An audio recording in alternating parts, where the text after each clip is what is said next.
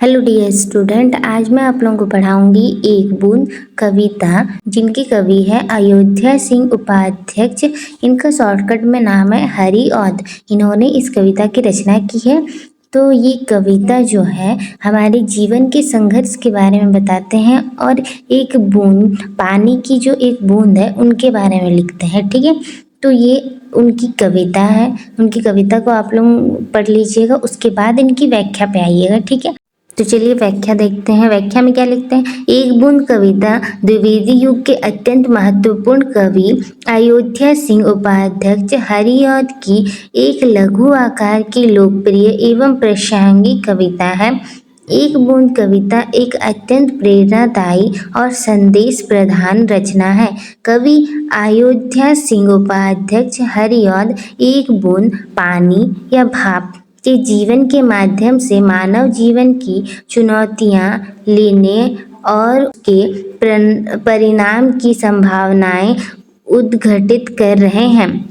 अयोध्या सिंह उपाध्याय का आधुनिक हिंदी कविता और खड़ी बोली के उत्थान में उल्लेखनीय योगदान है। ठीक है, तो इसमें क्या बोलते हैं कवि, जो हम लोग के मानव जीवन की चुनौतियां हैं और उनके परिणाम को लेकर हम लोग जो सोचते हैं या जो संभावनाएं बनाते हैं उनको पूरा करने के लिए। ठीक है, तो चलिए आगे कविता की व्याख्या पढ़ते हैं। ठीक है, पानी की एक नन्ही सी बूंद जैसे ही बादलों की गोद से निकलकर आगे बढ़ी, वैसे ही उसे पछतावा होने लगा कि वह क्यों ही उस सुरक्षित आश्रय को छोड़कर बाहर आई।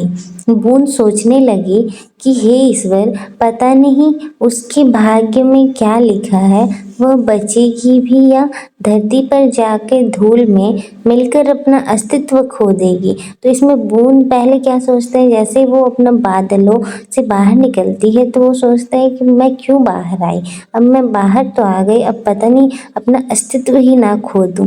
उसके आगे देखते हैं, या फिर किसी अंगारों के ऊपर गिरकर क्षण भर में ही भस्म हो जाऊंगी, या फिर कमल के किसी फूल की पंखुड़ियों में टपक पड़ेगी। उस समय जब वह अपने सफर पर थी, कुछ ऐसी हवा चली, हवा वाष्प को अपने निर्देश में बाहर ले जाने का काम करती है। ठीक है, जो उसे समुंदर की तरफ ले चली।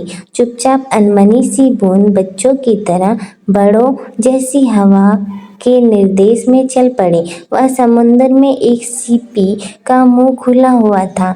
बूंद उसी सीपी पे जाकर मोती बनने का सौभाग्य प्राप्त की। ठीक है, तो आप लोग स्टूडेंट, आप लोग भी जब तक घर से बाहर नहीं निकलेंगे, अपना करियर पे फोकस नहीं करेंगे, तब तक आप लोग भी मोती नहीं बन पाए। इस कविता के माध्यम से कवि यही बस हम लोग को समझाना चाहते हैं।